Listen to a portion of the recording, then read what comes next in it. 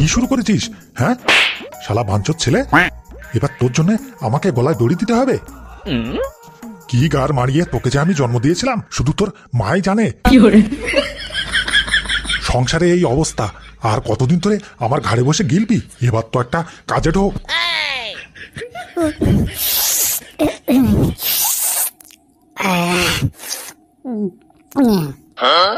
এই গুদমারানি, আমি তোকে কি বলছি তোর লাউড়া কানে যাচ্ছে? কি হয়েছে কি বাড়া? দেখছো না বাড়া আমি খাচ্ছি, সেই থেকে বাড়া কানের কাছে গুদুর গুদুর করেই যাচ্ছে।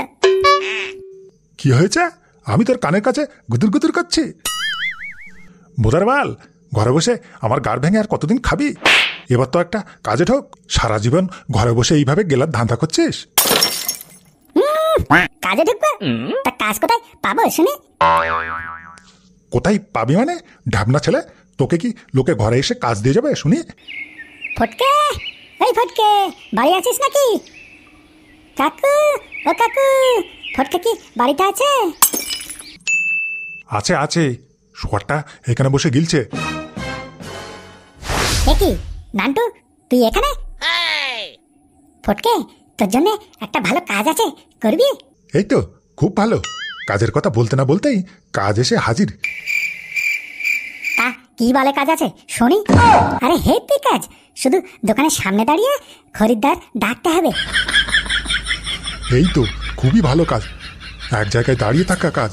তা মাইনে কত করে দেবে রে? তা অত শত কিছু শুনিনি কাকু, তবে আমি যা দেখলাম তা তো ভালোই দেবে। হাত বাড়া, ওসব বালছাল কাজ আমি করবো না। যত সব বালছাল কাজ নিয়ে চলে এসেছে। কি বলছিস ফটকে, কাজটা করবি না? আরে না, ওসব বালে খরিদ্দার ডাকার কাজ ফটকে করে না। তোর ভালো লাগে তুই করকে যা। এত সুন্দর একটা কাজ নিয়ে এলাম, করবি না? ঠিক আছে যাই, বৌদিকে বলিকে যাই যে তুই কাজটা করবি না। বৌদি মানে কোন বৌদি? আরে আমাদের পাড়ার মোড়ে একটা কচি বৌদি চপের দোকান খুলেছে। তা বৌদি তো একা একা সব কাজ করে উঠতে পারছে না, তাই বলছিল একটা ছেলে রাখবে। তা তুই যখন করবি না, তা তোকে লাউড়া বলে কি হবে? কে বললো করবো না? করবো তো। কি হলো ব্যাপারটা? কত মাইনে, কি দেবে কিছুই জানি না, আর অমনি মতে লেগে গেল কচু বৌদি শুনে। ওবারে মাইনে না দিতে আমি করবো। আচ্ছা ফটকে, বুঝেছি, তাহলে তুই আজ দুপুরে আমার সাথে বৌদির দোকানে যাস, আজই তোকে কাজে ঢুকিয়ে দিয়ে আসবো। হ্যাঁ রে বাড়া, যাবো যাবো, চাপ নেই।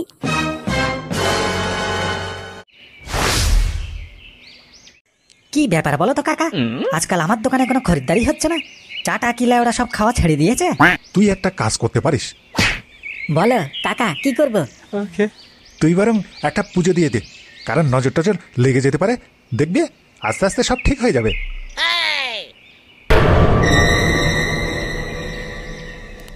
ওসব পুজো টুজো দিয়ে কোনো লাভ হবে না। তোর এই বালের দোকানে কেউ নজর দেবে না, বুঝলি? দেখ হারান, আমার এই দোকানের নামে তুই বালছাল বলবি না। আরে ধুর তোর বালের দোকান। হারান না, এইসব বালছাড়া লোকের সঙ্গে কথা বলে সময় নষ্ট করো না। তাড়াতাড়ি চলো, ওদিকে বৌদি চপ বেচে দোকানে বসে আছে, ঠান্ডা হয়ে যাবে খন। সে কি বলো তোমরা? বৌদির চপ? তা কোথায়? সে কি দাদু, তুমি এখনো জানো না? আরে জানলি কি আর এখানে বসে চা খেতাম? চিন্তা করো না দাদু, চলো আমাদের সাথে চলো। অনেক তো হলো এই বালের চা খেলে, এবার একটু কচি বৌদি সেটা মানে চপ খেয়ে দেখো কেমন মজা। কি বলছো? তাই নাকি? তা চলো চলো। এসো দাদু, আমাদের পেছন পেছন এসো। হ্যাঁ চলো। দাঁড়া শান্তির ছেলে, তোদের এত বড় সাহস, আমার দোকান থেকে কাস্টমার নিয়ে যাবি? অনেক হয়েছে, এবার ওই বৌদির চপের গান মারতে হবে।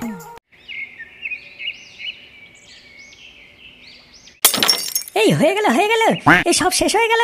লাউডা আসেন আসেন, খেয়ে যান খেয়ে যান, সাটা বানা চপ। না খেলে বুঝতে পারবেন না। আরে কি হলো বাড়া, দেখলে হবে। এই আসেন আসেন, বৌদি সাটা চেরা চপ খেয়ে যান। আরে লাউডা হয়ে গেল শেষ হয়ে গেল। এ কি বাড়া, হারান না নান্টু তোরা এখানে? আরে দেখ ফটকে, পটলের দোকান থেকে নতুন একটা কাস্টমার ধরে নিয়ে এসেছি। কি বলছিস কি বাড়া, লেওড়া নতুন কাস্টমার ধরে নিয়ে এসেছিস? কই কই বাড়া? এই তো, তা এখানে নাকি বৌদির চপ বিক্রি হয়। তা কই বৌদির চপ, কই চপ খাবো, বৌদির চপ দাও। লেওড়া দাদু দাঁড়া দাঁড়াও, গাড়ি কুড়কুড় করছে এটা না। তা ভোদারবাল, এখানে কি শুধু বৌদি চপই পাওয়া যায় না বৌদি চাও পাওয়া যায়? আরে লাউড়া, না না দাদু, শুধু বৌদির চাপ কেন, এখানে বৌদির দুধ চাপ পাওয়া যায়। বেশি গান না মারিয়ে তাড়াতাড়ি চুপচাপ বসে পড়ো দাদু, আমি তোমার বৌদির দুধ চা আর চাপ সবই তোমার শাটার মধ্যে ঢুকে দিচ্ছি। শোন ফটকা, তুই একদম চাপ নিবি না, আমরা ঠিকই তোর কাস্টমার জোগাড় করে দেবো। তুই শুধু চপ বিক্রি কর ভালো করে, আর এই বৌদির দোকানটা অনেক বড় করতে হবে, বুঝলি?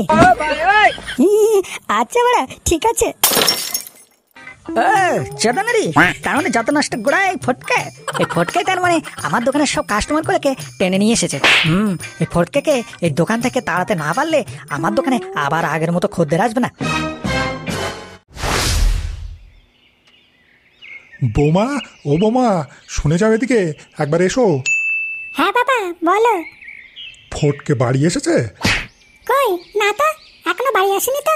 সে কি, এতক্ষণ তো কাজ থেকে ছুটি হয়ে যাওয়ার কথা। ও হয়তো কাজ শেষ হওয়ার পর বন্ধুদের সাথে আড্ডা বসেছে। কি জানি, আমি তো ভাবলাম ফটকে এতক্ষণ কাজ থেকে বাড়ি এসেছে, দুজন মিলে একসাথে খাওয়া দাওয়া করব। ও যখন পারে আসুক বাবা, তুমি চলো, তুমি খেয়ে নাও। ঠিক আছে বৌমা, তুমি গিয়ে ভাত বাড়ো, আমি গিয়ে হাত মুখ ধুয়ে আসি।